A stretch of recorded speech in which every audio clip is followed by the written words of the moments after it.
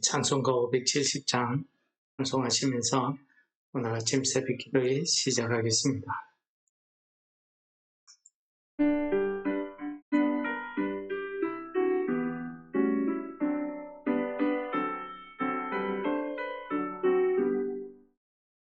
주는 나를 기르시는 목자요, 나는 주님의 귀한 어린 양. 푸른 풀만 맑은 시냇 물가로 나를 인도하여 주신다. 주는 나의 좋은 목자, 나는 그의 어린 양. 저를 따라 꼴을 먹여주시니 내게 부족함 전혀 없어라. 예쁜 새들 노래하는 아침과 너를 뵙기는 고마워네. 사랑하는 나의 목자 음성이 나를 언제나 불러주신다. 주는 나의 좋은 목자, 나는 그의 어린 양. 저를 따라 꼴을 먹여주시니 내게 부족함 전혀 없어라. 못된 짐승 나를 밟지 못하고 거친 비바람 삼지 못하리. 나의 주님 강한 손을 펼치사 나를 주야로 지켜주신다. 주는 나의 좋은 목자, 나는 그의 어린 양. 저를 따라 꼴을 먹여주시니 내게 부족함 전혀 없어라.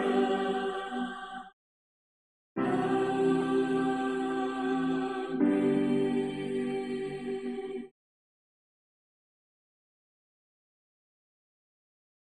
우리의 목자 되신 하나님 아버지, 오늘도 말씀을 통해서 저희들을 이끌어 주시고 저희들을 쉴만한 물가 푸른 초장으로 인도하여 주셔서 오늘도 우리가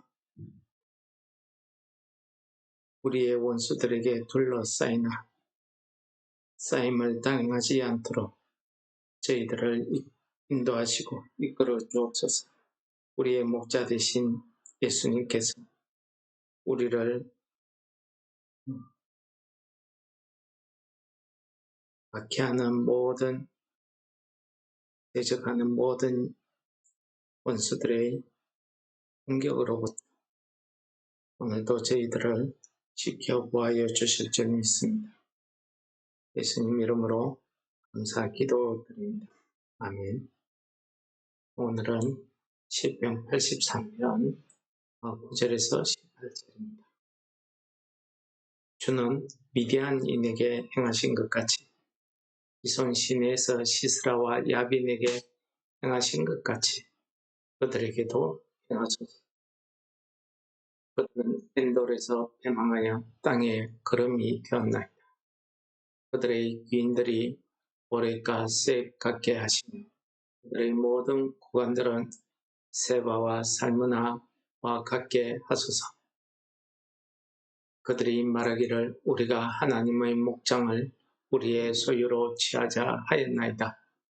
나의 하나님이여, 그들이 굴러가는 금불 같게 하시며 바람에 날리는 지푸라기 같게 하소서. 살림을 불사르는 불과 산에 붙은 불길같이 주의 강풍으로 그들을 쫓으시며 주의 폭풍으로 그들을 두렵게 하소서. 여호와여, 그들의 얼굴에 수치가 가득하게 하사 그들이 주의 이름을 찾게 하소서. 그들이 수치를 당하여 영원히 놀라게 하시며 낭패와 멸망을 당하게 하사 여호와라 이름하신 주만 온 세계의 지존자로 알게 하소서. 아멘. 어저께 이어지는 구원의 기도, 구원의 내용이 되겠습니다. 오늘 구원의 기도, 구원의 내용의 말씀을 우리가 살펴보시면 오늘 말씀에 등장하는 미디안, 시스라, 야빈, 기송 강가에서 이 내용들은 사사시대 때 있었던 일입니다. 사사 기도원을 통해서 미디안의 그 수많은 군대가 쳐들어왔을 때에 하나님께서 기도원의 300명으로 13만 5천 명의 미디안 군대를 물리치는 그 일을 이야기하고 있는 것입니다. 하나님께서 이 미디안 군대를 물리칠 때에 그의 그 하나님의 지혜, 그 전략은 우리 사람이 감히 상상할 수가 없는 그런 전략을 취했습니다. 우리 사람은 전쟁을 할 때에 지금도 그렇지만 군사력이 어떠하냐를 먼저 봅니다. 그래서 내가 가지고 있는 군사와 무기가 어느 정도인데 저쪽에는 군사와 무기가 어떠냐에 따라서 수비형으로 공격형으로 이렇게 전쟁의 형태를 달리하거나 전략을 새롭게 짜지요. 그러나 기도원을 통해서 일으킨 하나님의 구원의 전쟁을 그 내용을 사사기서에 읽어보시면은 이는 그 상대조차가 되지 않습니다. 미디안은 벌써 사람도 많지만 무기와 그 가지고 있는 마병, 병거 이런 것들을 보면은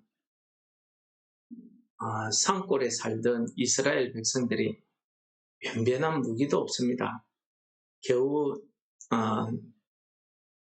땅을 일굴 수 있는 호미, 곡괭이 정도고 그것도 부족해서 나무 막대기, 돌 이런 걸로 전쟁을 하려고 했던 것입니다. 그러니 칼과 창으로 무장한 그 군대를 이길 수가 없어요. 숫자도 그렇습니다. 처음에 기드온이 온 이스라엘의 통지에서 불러 모았을 때 3만 명이었습니다. 지금 미디안 군대는 얼마나 많은지 해변의 모래 같았다고 그렇게 표현하고 있습니다. 13만 5천 명입니다. 그런데 하나님께서는 그것도 많다고 다 돌려보내고 만 명도 많다고 다 돌려보내고 최종 뽑은 것이 300명입니다. 그런데 이 300명들조차도 손에 무기를 가진 자가 아무도 없었습니다. 무기라고 해봐야 하나님께서 명령하셨던 횃불 그리고 항아리 그거밖에 없었습니다. 나팔 그것 가지고 무슨 전쟁을 합니까?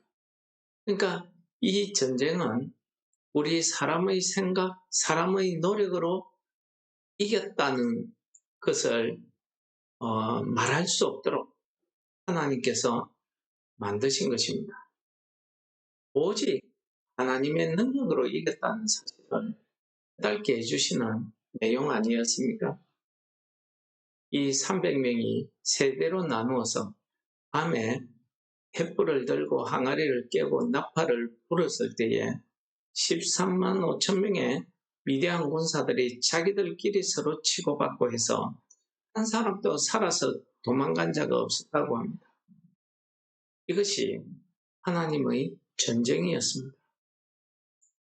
10절에도 그러한 내용이 기록되어 있고요. 11절에 보면 세바와 살무나가 등장하는데 이들도 마찬가지입니다. 이들이 있을 때에는 사사 드보라와 군대 장관 바락이 이 이스라엘을 괴롭히던 그 세바와 살무나 이 두 왕을 물리친 사건입니다. 이 두 왕으로부터 이스라엘을 구원한 그 사건이죠. 이때도 역시 마찬가지입니다. 이 큰 나라 세바와 살문나라는 당시 이 두 왕이 다스리던 그 미디안, 블레셋 이 큰 나라는 북방으로부터 아주 뛰어난 문명 문화를 가지고 있습니다. 그 당시에 전차, 마차 이런 것도 수백 대를 가지고 와서, 그러니 이스라엘 백성들이 거기에 노예처럼 살 수밖에 없어요. 20여 년을 노예로 살다가 도저히 견디다 못해서 구원을 요청했습니다. 하나님께서 사사 드보라와 바락을 통해서 이 이스라엘 백성들을 구원하신 그 사건을 이야기하고 있습니다. 근데 이렇게 이스라엘 주변에 있는 나라들이, 그 원수들이 다 이야기하기를 하나님의 목장을 우리의 소유로 취하자 하였다라고 이야기합니다. 여러분, 저는 이 말씀이 하나님과 우리의 관계를 분명히 이야기하는 것 같습니다. 왜요? 하나님의 원수들이 그렇게 인정하지 않습니까? 그러니까 하나님을 모르는 이방 사람들이, 이 세상 사람들이 나를 바라보면서 저 사람은 하나님의 자녀다, 하나님이 기르시는 양이다, 이렇게 인정하는 거지. 목장이 무엇입니까? 이 목장 안에 있으면 양들은 안심하고 편안하고 부족함이 없습니다. 이 목장이 있다는 것은 목자가 양을 기른다는 소리입니다. 이 양들이 산으로 들러 다니더라도 목자와 같이 가면은 길을 잃지 않습니다.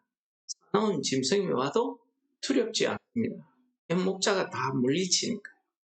바로 그것을 우리에게 가르쳐 줍니다. 그러나 이 당시에 목장이라고 하는 것은 한마디로 재산입니다. 삶의 터전이 기업입니다.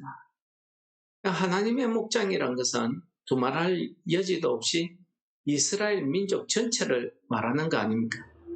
이 이스라엘 민족 전체를 우리가 빼앗자, 이 말입니다. 누가 이런 짓을 하겠습니까?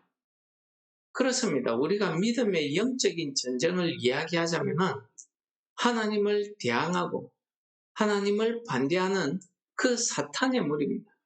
오늘날도 하나님의 교회를 무너뜨리려고 하는, 하나님의 교회를 문 닫게 만드는 그 사탄의 역사, 그것을 오늘 시인은 이렇게 이야기합니다. 우리가 하나님의 목장을 우리의 소유로 취하자 하였습니다. 누가요? 그 원수들이. 여러분, 그래서 13절부터 18절까지 내용은 하나님께서 그들을 심판하실 것을 강구하는 내용입니다. 흘러가는 금풀 같고, 바람에 날리는 지푸라기 같고, 살림을 불사르는 불 같고, 주의 강풍으로, 주의 돌풍으로 그들을 두렵게 하소서. 그 당시에 문명이 발달하지 못해서 기후 변화에 대처하지 못합니다. 그래서 바다의 강풍, 풍랑 뿐만 아니라 태풍, 우리가 겪는 이런 폭풍도 신의 노여움이다 생각했습니다. 그것이 불 때에는 안전한 곳에 대피해서 지나가기까지 숨어 있는 수밖에는 다른 별 사람이 할 수 있는 일이 없습니다. 그만큼 신의 노여움, 두려움을 이야기할 때 쓰는 게 광풍, 돌풍, 폭풍, 이렇게 비유하는 것입니다. 이런 하나님의 심판을 통해서 그들에게 수치를 가득하게 해서 그들로 하여금 깨닫게 해달라, 그들로 하여금 하나님을 찾게 해달라는 것입니다. 이 16절과 18절을 읽어보시면은 시인은 그 이웃나라, 그 원수들의 나라를 하나님 심판해서 이 땅에서 완전히 죽여버리고 없애버리십시오. 인간의 복수처럼 그렇게 기도하는 기도가 아니었습니다. 무엇입니까? 하나님의 심판, 하나님의 그 징계를 통해서 그들이 깨닫기를 바랍니다. 무엇을요? 하나님만이 이 온 세상의 지존자랍니다. 하나님의 이름을 인정하게 만들어 달라는 것입니다. 하나님의 이름을 인정하게 되면 사람은 그 앞에 굴복하게 되어 있습니다. 하나님을 경외할 수밖에 없습니다. 바람조차도 신의 노여움이라고 벌벌 떠는 사람들이 이런 일을 당하게 되면 하나님의 심판을 당하게 됩니다. 수치와 부끄러움으로, 놀람으로, 낭패와 멸망으로 당하게 되면 하나님을 찾지 않을 수 없습니다. 수치가 무엇입니까? 부끄러움입니다. 우리가 부끄러운 일을 당하게 되면 우리 스스로 얼굴을 들지 못하게 됩니다. 왜 놀랍니까? 생각지도 못한 일이 갑자기 닥쳤기 때문에 당황하는 거죠. 사람이 할 수 없는 일을 위해. 낭패가 무엇입니까? 절망이 무엇입니까? 이제는 끝났다. 이제는 도저히 내가 살 길이 없다. 자기 자신을 포기하는 순간 아니겠습니까? 이런 일들을 통해서 하나님을 찾게 해야 돼요. 하나님만이 온 세상의 유일한 존재임을 깨닫게 해달라는 사실을 기도하고 있는 것입니다.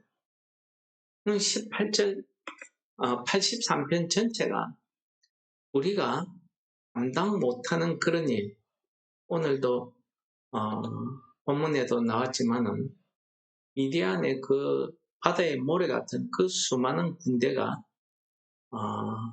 이스라엘을 무너뜨리려고 왔을 때 산에서 살던 겨우 밭이나 양이나 키우고 살던 그 농부들이, 그 목자들이 그 군대를 어떻게 이기겠습니까? 못 이깁니다. 얼마나 놀라고 당황했겠습니까? 낭패를 당했을 겁니다. 그런데 그때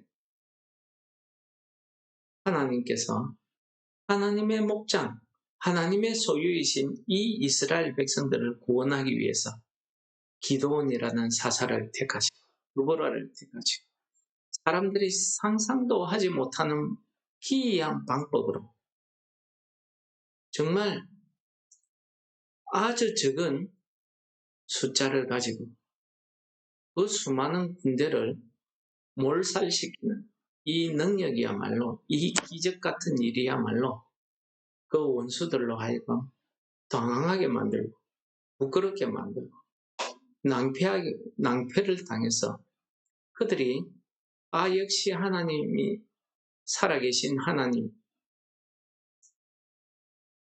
인정하지 않을 수 없게 만드는 것입니다.